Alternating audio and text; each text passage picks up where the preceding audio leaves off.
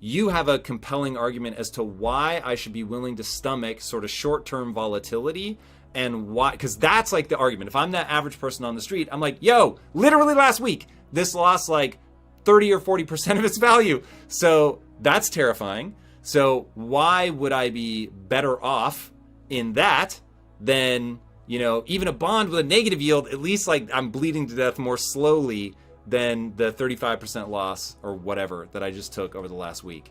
Well, Bitcoin's the best performing asset for the past decade, and it's 100x better than gold, and it's 10x better than equity portfolios. So the volatility is the price you pay for the performance that you get. And oftentimes the best investment idea isn't the most comfortable investment idea. I think if I told you there's 100% certainty you are going to lose 7% of your money over the course of a year, you might think, well, I have a decade before I lose half of my money. I have time to think about it. That's the status quo when monetary inflation is 7%. If I told you there's a 100% probability that you're going to lose 20% of your money over the next year and half of your money over the next 3 years, well, you might think you need to move faster. Well, what if I told you you're going to lose all your money? What if I told you the currency is going to collapse to zero in 3 months, which is kind of what it did in Zimbabwe and Venezuela? Or what if I told you we're going to have 95% inflation? I think the unofficial inflation rate in Argentina is like 85% this year. What if I told you we're going to have hyperinflation? Everything will be twice as expensive next year. Now, how long would you wait before you took a risk? If I really want to, get you to jump out of the pot, right? I could just make it simple. Next Tuesday, I'm seizing all your money. Or you can spend it between now and next Tuesday, right? That really, what is the word? Focuses one, right? Right, it strengthens one, stiffens one's spine and focuses one. If I just made it very black and white, I'm just going to take all your money next Tuesday, or you can spend it between now and then.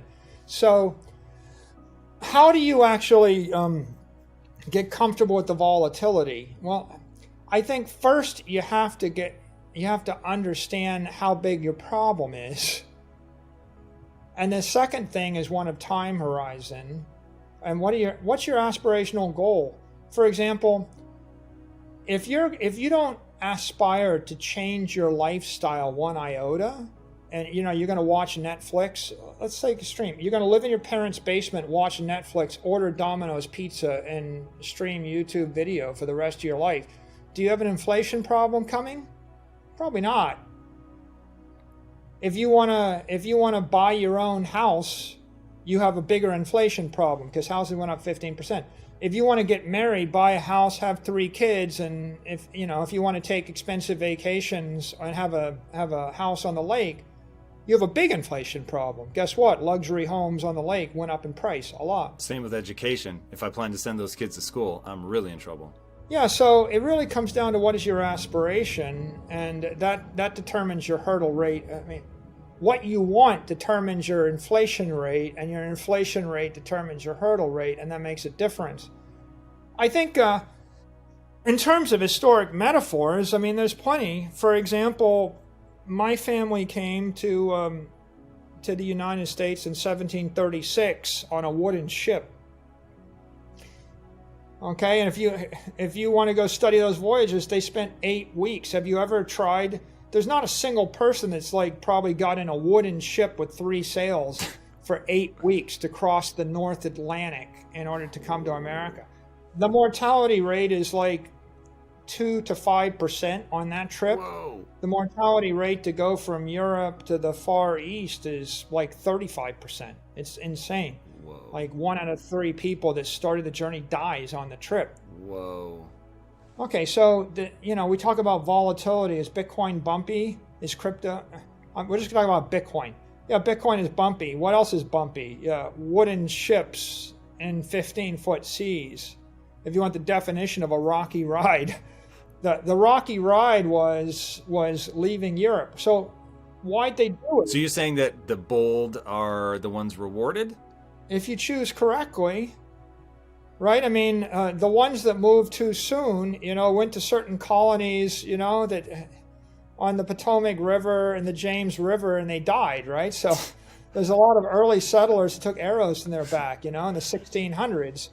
On the other hand, by the mid 1700s, by 1736, people had been living in North America, and you had Philadelphia and you had Massachusetts, successful colony and the like. So if you choose the right decision or make the right decision at the right time, you can have a better life, but there's still risk. Right? So why did the people come from Europe? They came for property rights and civil rights. Right? They either couldn't exercise their religion or there was no hope for them. All the property was owned by someone else. And property rights matter. A lot of people don't realize this. They think that property rights are a nice to have.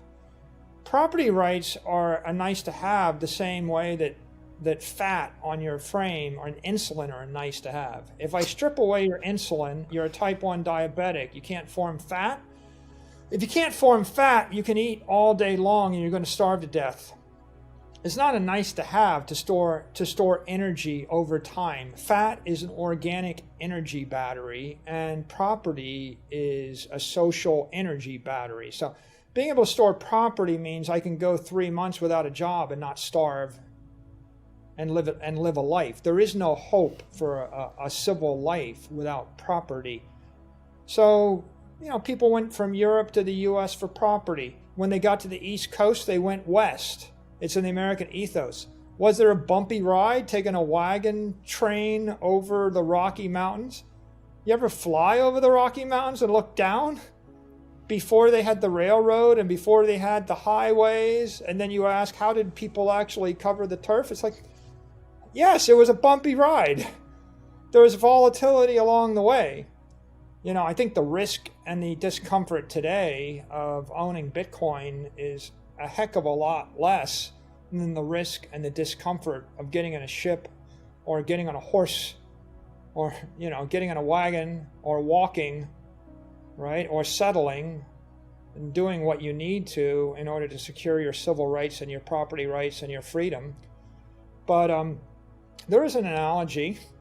The only way you make the volatility go away is you make the opportunity go away.